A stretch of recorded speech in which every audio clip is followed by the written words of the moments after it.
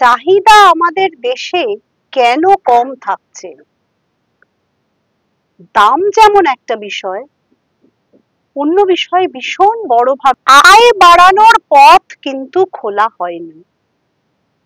জিএসটির ৫৬তম commission কিছু GST হারের ওপর নিচ করেছে। বিভিন্ন স্বাদের পপকর্নের আলাদা আলাদা কর। এইরকম একটা কমপ্লেক্স করের স্ট্রাকচার, জিএসটির স্ট্রাকচার ১৫ই অগস্ট বলেছিলেন যে দিওয়ালিতে আমরা জিএসটির নতুন হার ঘোষণা করব। এই বৈষম্যটা থেকেই যাবে। ওষুধের দামটাই তো অসম্ভব বেশি। গণশক্তি ডিজিটালে স্বাগত। আমরা আজকে যে বিষয় নিয়ে আলোচনা করব তা হচ্ছে যে পণ্য ও পরিষেবা করের হারে পরিবর্তন বা জিএসটি হারে পরিবর্তন, আমরা সেভাবেই বুঝি। আজকে আমাদের সঙ্গে আলোচনায় রয়েছেন অর্থনীতিবিদ অধ্যাপিকা ঈশিতা মুখার্জি। আমরা ঈশিতাদির থেকেই বিশদে জেনে নেব, কেননা সরকারি ভাষ্যে যে কথা বলা হয়েছে যে 4টি ধাপ থেকে কমিয়ে 2টি ধাপ করা হয়েছে। 5% এবং 18% এই দুটি ধাপের কথা বলা হয়েছে। আরেকটি ধাপ আছে 40% ক্ষতিকর পণ্যে। অনেকগুলো পণ্যের ক্ষেত্রে তার মধ্যে জীবনদায়ী ওষুধ আছে, আবার বীমা রয়েছে যেখানে পরিবর্তন করা হয়েছে, জিএসটি তুলে দেওয়া হয়েছে। এখন প্রশ্ন হচ্ছে যে আমরা যারা আমজনতা, আমরা যারা সাধারণ লোক, আমাদের ক্ষেত্রে কি জিএসটির এই পরিবর্তন বিশেষ প্রভাব ফেলবে? সেই বিষয়ে ঈশিতাদিকে আমরা কিছু বিষয় জেনে নেব। ঈশিতাদি, আমাদের অনুষ্ঠানে স্বাগত, দর্শকরাও রয়েছেন। আমরা প্রথম যে বিষয়টি আপনার থেকে জানতে চাইবো যে এটি পরোক্ষ কর। পরোক্ষ কর কমলো, বেশ কিছু ক্ষেত্রে পরিবর্তন করা হলো। প্রথমত, অর্থনীতিতে কি চাহিদা বাড়বে? আর দ্বিতীয় প্রশ্ন হচ্ছে যে উৎপাদকরা কি জনতাকে দামের ক্ষেত্রে একই হারে ছাড় দেবে? প্রথম আমি চাহিদার প্রশ্নে আসি, কারণ এই জিনিসের দাম পরিবর্তন হলে সেই অনুযায়ী চাহিদা বদলায়, দাম কমলে চাহিদা বাড়ে। এবার চাহিদা আমাদের দেশে কেন কম থাকছে? দাম যেমন একটা বিষয়, অন্য বিষয় ভীষণ বড়ভাবে সেটা হচ্ছে ক্রয় ক্ষমতা কম। কাজেই ক্রয় ক্ষমতা যদি কম থাকে, মানে আমার আয় না থাকে, আমার বেকারত্ব থাকে, তাহলে আমার কাছে টাকা না থাকলে জিনিসের দাম বাড়া কমা খুব একটা চাহিদার উপর প্রভাব ফেলে না। কারণ আমাদের এখানে চাহিদার ঘাটতি তো আছেই, কিন্তু এই ঘাটতির বড় কারণ হচ্ছে মানুষের ক্রয় ক্ষমতা, হাতে আয় নেই। আয় বাড়ানোর পথ কিন্তু খোলা হয়নি। জিএসটির ৫৬তম কমিশন কিছু জিএসটি হারের ওপর নিচ করেছে। 4টে হার থেকে কমিয়ে 2টো হারে এনেছে। বহুদিন ধরে দাবি ছিল, বামপন্থী দলগুলোর দাবি ছিল, সিপিআইএম এর বিশেষ করে দাবি ছিল যে মানুষের প্রয়োজনীয় পণ্যগুলোর উপর জিএসটির করটা কমানো। এই যে দাম ছিল তাতে অনেক প্রয়োজনীয় পণ্য, নিত্য প্রয়োজনীয় পণ্যের উপর কর ছিল। এখন সেগুলো তারতম্য হলো, 2টো ভাগে ভাঙা হলো, 5 আর 12। 5 আর 18। 12 গুলো কিছু চলে গেছে 5-এ। 52টা পণ্য 12% জিএসটি ছিল, সেগুলো 5%-এ চলে গেছে, সেগুলো সস্তা হয়েছে। এর ভেতরে সরকারের একটা পণ্যের ভাগ করেছে, সেই পণ্যের ভাগের মধ্যে খাদ্যপণ্য আছে, ওষুধ আছে, খাদ্যপণ্য আছে।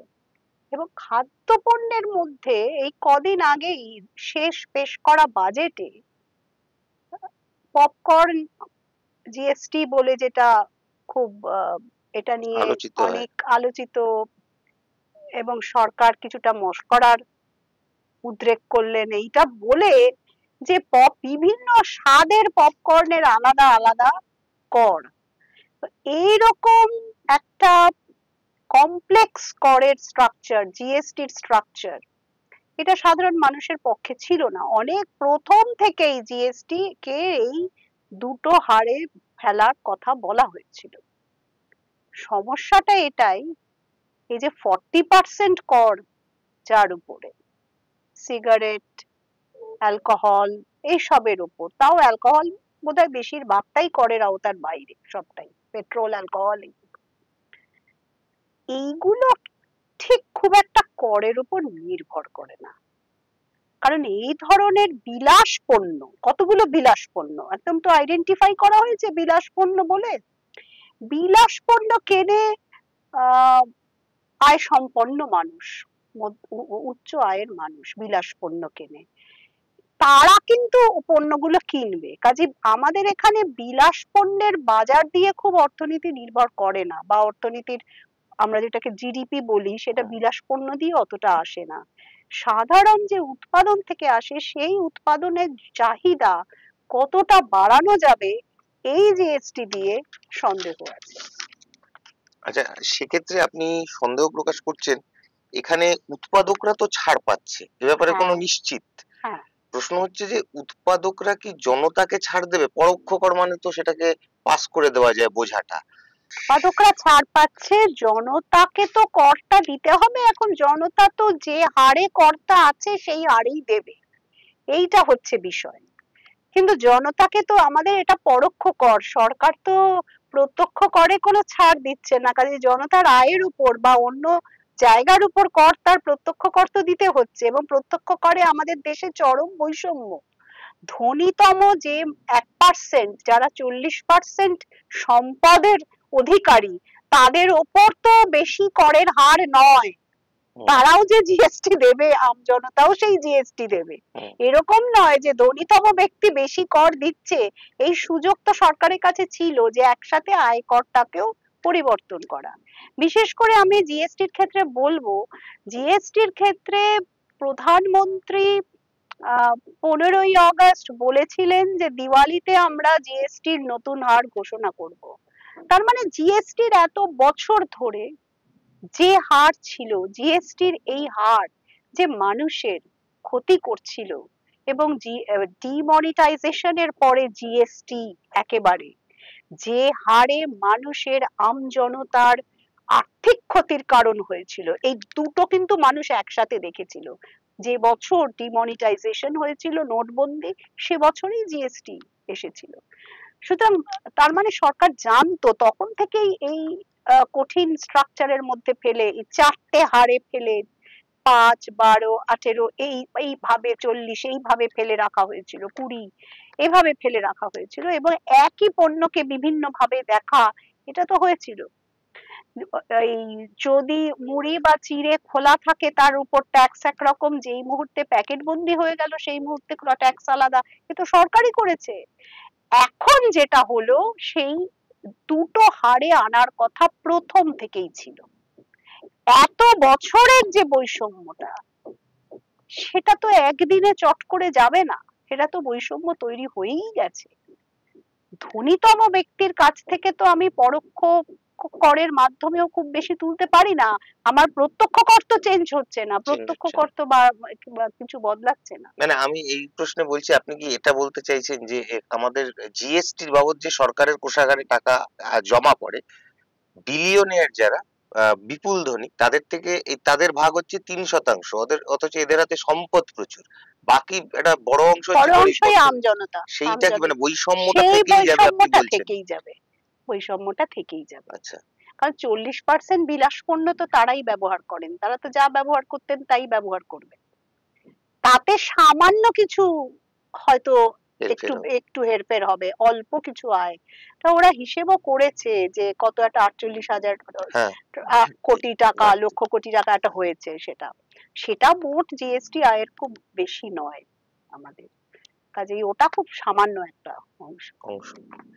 এইটা তো ঘটনা সাধারণ বীমা এবং স্বাস্থ্য বীমায় তুলে নেওয়া হচ্ছে, যদিও সরাসরি বিবৃতি না দিলেও বীমা সংস্থাগুলো বিচার করছে যে এতটাই ছাড় যারা সাধারণ মানুষ রয়েছেন বা যিনি বীমা করেন তিনি পাবেন কিনা।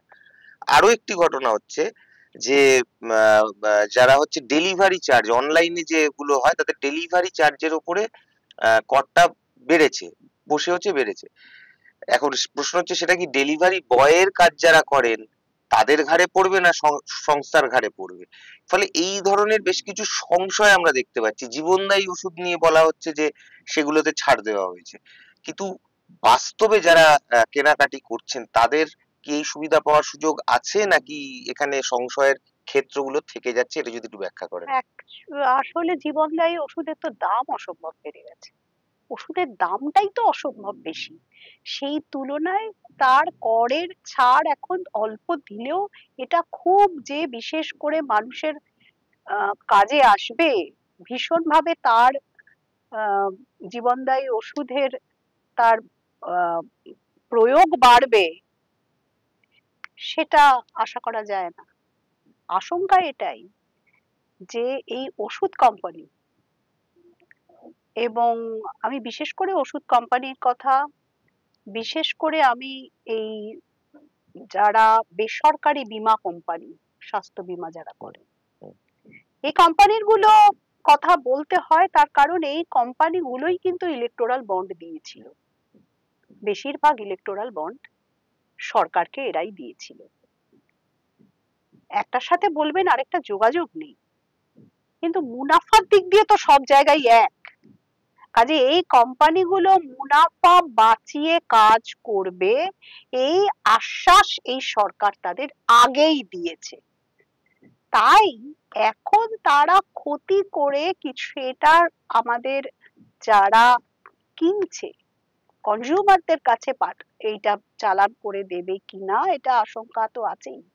এত সহজ সরল সমীকরণ করের সাথে মানুষের বেঁচে থাকা নেই আমাদের দেশে, এটা চলে গেছে, বহু আগেই এটা চলে গেছে। আর আরেকটা কথা বলবো, একটা বিষয় অনেক আন্দোলনের পরে এটা শূন্য হয়েছে, সেটা হয়েছে স্যানিটারি ন্যাপকিনের উপর জিএসটি।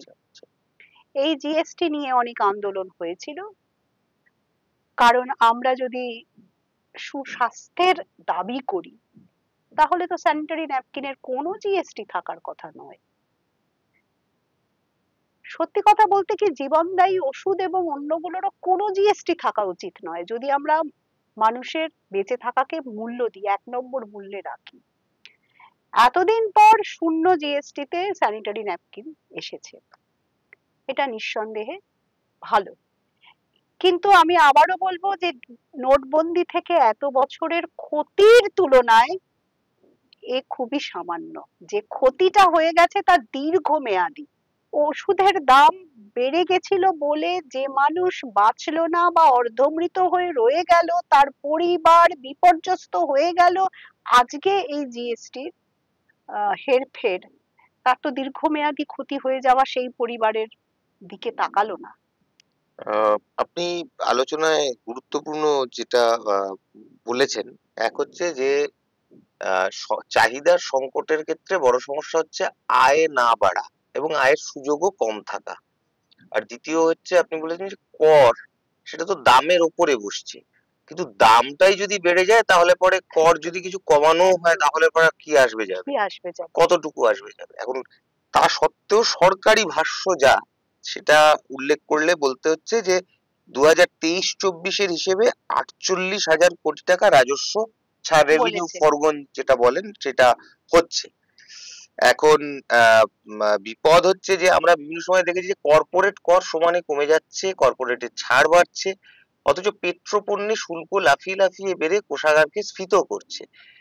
আবার কি সেরকম কোনো সংখ্যা আছে এটা কমালো কিন্তু অন্যটা দিয়ে বাড়ালো, এরকম? আসলে একটা মজার ব্যাপার হচ্ছে পেট্রোল ডিজেল জিএসটি আওতার বাইরে। পেট্রোল ডিজেলে যদি জিএসটি থাকতো তাহলে মানুষের লাভ হতো। পেট্রোল ডিজেলের দামটা সমস্ত পণ্যের দামকে যেভাবে প্রভাবিত করে এরকম আর কোনো পণ্য নেই যেটা প্রভাবিত করে। কেন এই জিএসটি কাউন্সিল 57তম কাউন্সিল কেন এইটাকে ভাববে পেট্রোল ডিজেলের ওপর জিএসটি এদেশে নেই, পেট্রোল ডিজেলকে কেন জিএসটির আওতার বাইরে রাখা হচ্ছে? তাহলে তো দামের সমস্যাটা অনেকটা মেটে। আজও এইবারের ঘোষণাতেও আমরা পেট্রোল ডিজেলকে পেলাম না, জিএসটি আওতার বাইরে। এটা জিএসটি হলে তো এইবার কি হয়, পেট্রোল ডিজেলের এখানে তো কেন্দ্রের সরকার ট্যাক্স বসায়, কর বসায়, আর রাজ্য সরকার বসায়। জিএসটি হলে তো এটা কিন্তু এক এক রাজ্যে এক এক রকম। জিএসটি হলে তো যে এক দেশ এক নীতি এত কথা বলে, এক দেশ এক পেট্রোলের দাম না কেন, এক দেশ এক ডিজেলের দাম না কেন। সেটি একটি ইতি। তবে রাজ্যগুলি আবার রাজস্ব ক্ষতি যাতে পূরণ করে দেওয়া হয় সেই দাবিও তুলেছে। সেই দাবিও তুলেছে।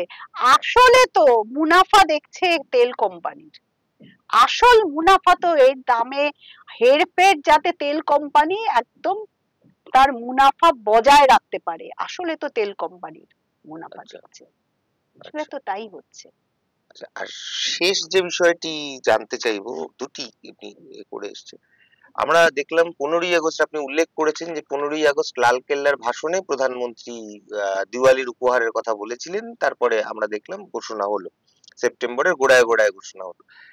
এখন ঘটনা হচ্ছে এই একই সময়ে আমরা যেটা দেখছি যে আমেরিকা ডোনাল্ড ট্রাম্পের নেতৃত্বে শুল্ক যুদ্ধ সমস্ত দেশের উপর করছে।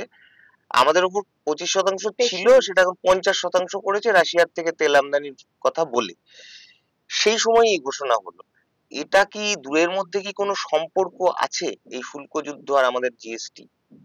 আমি প্রথম যেটা বলি, লালকেল্লায় ভাষণ, দিওয়ালির উপহার, জিএসটি কাউন্সিল একটি রাজনৈতিক দলের থেকে ব্যতিক্রমী কাউন্সিল হওয়ার কথা আমার যে কোনো দেশেই।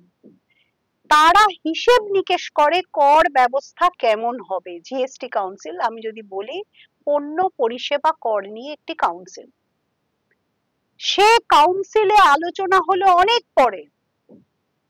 প্রধানমন্ত্রী যখন লালকেল্লা থেকে ঘোষণা করেন তখন আমাদের বাধ্য করছেন ভাবতে যে কর ব্যবস্থা একটি রাজনৈতিক সিদ্ধান্ত, এটা রাজনীতি, কর ব্যবস্থার রাজনীতি উনি নিজে স্বীকার করে ঘোষণা করে দিলেন। এখানে যদি বলেন যে স্বাধীন অর্থনীতিবিদদের আপত্তি আছেই, কর যারা হিসেব এবং পরিসংখ্যান এবং কোন পণ্যে কিরম হওয়া উচিত, চাহিদা, এই যে এত কথা, এই কথাগুলো একটি রাজনৈতিক সিদ্ধান্তের উপর আমরা আলোচনা করব কেন? এটা তো রাজনৈতিক সিদ্ধান্ত।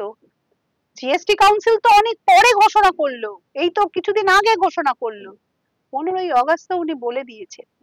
তার মানে উনি জিএসটি কাউন্সিলের কথা ফাঁস করে দিলেন, অথবা উনি এই রাজনীতিটা চাপালেন যে আমার সামনে অনেকগুলো ভোট রয়েছে, সুতরাং এমন কিছু আমাকে চমকপ্রদ ঘোষণা করতে হবে কর নিয়ে। মানুষের কর নিয়ে খুবই তারা উদ্বেগে থাকে, সুতরাং মানুষের মনকে ছুঁতে হবে এমন কিছু ঘোষণা করতে হবে। এখন ঠিকই এই দাবিগুলো তো বহুদিনের ছিল, জীবনদায়ী ওষুধ এবং কর ব্যবস্থা, কর কাঠামোকে পাল্টানো, সুতরাং কিছু দাবি অনেক দিনের ক্ষতির পরে কয়েকটা দাবি মেনে নেওয়া, এটা ব্যাপারটা সেরকম। এবারে চলে আসছি ট্রাম্পের শুল্ক যুদ্ধ। ট্রাম্পের শুল্ক যুদ্ধ এবং 50% শুল্ক হার, এটা আমাদের যেসব ক্ষেত্রগুলোকে বিশেষ করে আঘাত আনবে এবং বেকারত্ব বাড়বে তা হলো চামড়া, চামড়াজাত যেগুলো আমাদের রপ্তানি হয় বেশি, এই ধরনের এই পণ্য, টেক্সটাইলস আমাদের রপ্তানি হয় বেশি, এবং এই রপ্তানিগুলো মার্কিন যুক্তরাষ্ট্রেই হয়। মার্কিন যুক্তরাষ্ট্র ভারতের টেক্সটাইলস নিয়েই তারা চলে। চামড়া আর রত্ন যেগুলো কেটে বিক্রি করে বাইরে, এইগুলো আমরা এই যেগুলো জেমস অ্যান্ড জুয়েলারি, যেগুলো গ্রহ, এই রত্ন বিশেষ করে হিরে, এগুলো আমরা আমদানি করি, মানে সংশোধিত না এরকম বেশি আমরা আমদানি করি, এখানে পলিশ করা হয়। সুরাটে প্রচুর শ্রমজীবী মানুষ রয়েছেন যারা এই কাজ করেন। চামড়া কারখানা, এখানে প্রচুর শ্রমজীবী মানুষ রয়েছে। তাহলে আমাকে যদি এটা থেকে দেশকে বাঁচাতে হয়, যে কথা বললেন প্রধানমন্ত্রী, তাহলে এই শিল্পগুলোকে এমন ভাবে করতে হবে যাতে এদের কাঁচা মালগুলো জোগাড় করা দেশের মধ্য থেকে এর একটা বিকল্প ব্যবস্থা করতে হয়। তাহলে আমার এই শুল্ক যুদ্ধ যেসব ক্ষেত্রে কালকেই বেকার হয়ে যেতে পারে এরকম সম্ভাবনা রয়েছে, সেই মানুষের জন্য এই জিএসটি কি কাজে লাগবে? তারা কিনবে কি? তার আয়ের পথ কি করে সুগম হলো? তাকে তো আমদানি করা, যেটা আমি যদি ওখানে বিক্রি না করি মার্কিন যুক্তরাষ্ট্রে, তাহলে এই রপ্তানির বাজারটা দেশের ভেতরে কি আমার আছে? এবং দেশের ভেতরে যদি সেই বাজার সত্যিই থাকে, তাহলে সেখানে বেশি দামে সেই বিক্রি করতে হবে আমাকে। এইগুলো কি হিসেব নিকেশ করা হয়েছে? এগুলো যদি হিসেব নিকেশ না করা হয়, তাহলে শুল্ক যুদ্ধের পাল্টা আমি কমাচ্ছি, এটা শুধু কথার কথা থেকে যায়।